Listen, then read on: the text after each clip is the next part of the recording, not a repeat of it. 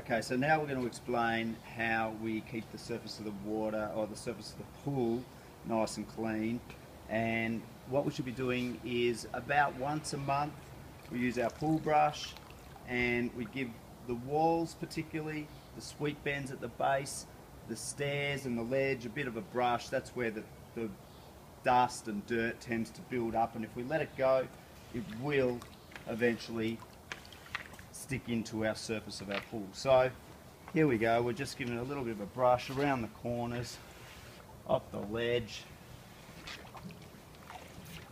and down the wall and the sweep of the pool. If you've got a robotic cleaner, it can pick up everything on the bottom, especially on the base. It does go up the walls as well, but the brush and a bit of hard work just stops the dirt from remaining in those spots and keeps it nice and clean. Particularly if you've got a surface like this, which is the pebble quartz finish, as opposed to the tile, it becomes even more important.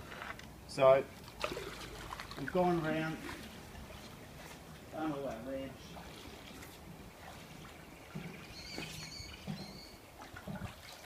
and we do the rest of the pool, of course.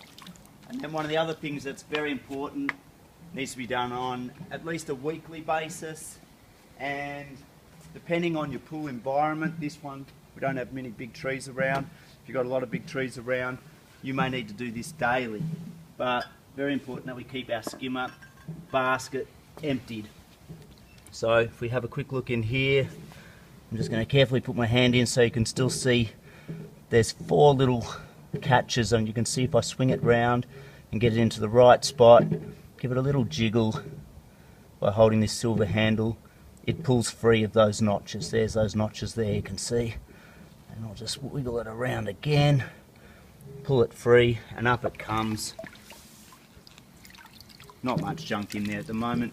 I take it as far away as I can from the pool and empty it into an appropriate spot.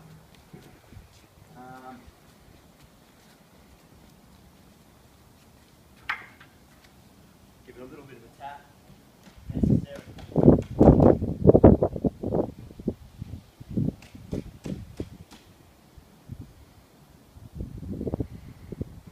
And usually with this, once it gets built up a bit, you may need to give it a spray down with the hose, even leave it in the sun for a bit, let it dry out, give it a bit of a tap to clean out properly, and then I can hold the handle again and put it back into the slots.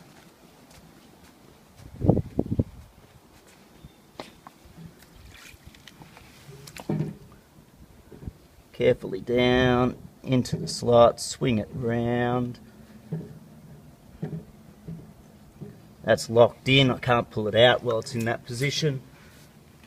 And that's all clean now. If I let that build up too far, it's obviously going to stop the pressure of the water being able to enter down, because our suction pipes for the pump are actually below that basket. So it's really important to keep that clean so the suction line works efficiently, pulling the water back to your filtration spot.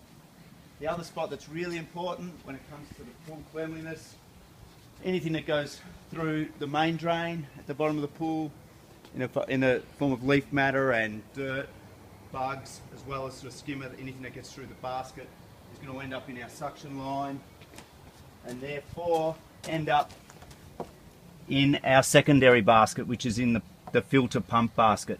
The other pumps really don't get much junk through them because the suction lines are higher on the wall. So before I open this lid, I always go to my chlorinator and I switch the pool mode button until I get manually off. Have a look at that. It's now reading manually off, so I know that the pump's not going to come on. If the cycle happened to come on midstream, of course, I'd be very wet and lose a bit of pool water. It'd be a bit of a hassle. So it's now manually off. I come back to the lid of the pump and I just give it a bit of a tug and away we go.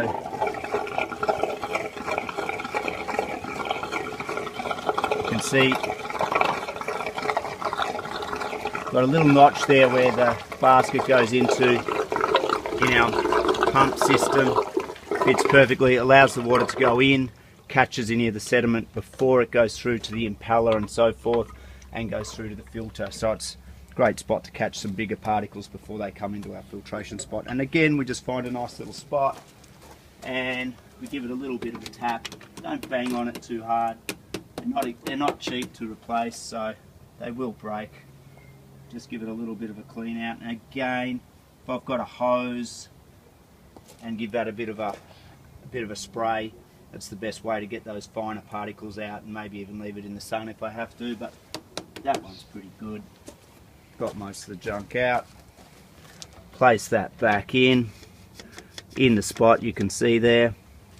Then we get our lid back. The important thing with the lid, we always check and make sure that our little O-ring around here is still tight in position. And if we do get any leaks in the lid, it normally does come from this O-ring. Eventually, after a few years, they can break down and allow a leak through, and it's a simple case to either lube it up or replace that O-ring. We put the lid back on, go backwards for a bit, and then just tighten it up. Once we get it tight, we just get it nice and firm, pretty tight. Don't have to overdo it. And I think early days it's very wise just to now test that system with the pull on and make sure that we haven't got any leaks and that we've got our lid on correctly. So we're going to go to manually on, let the pull pump fire up, and then we have a look at this when it fires up. Make sure there's no leaks. Just wait for that to come through. And when it comes through, we note that it's all safe. Nothing leaking through, all good. So we flip it back onto auto, of course, and away we go. That's it.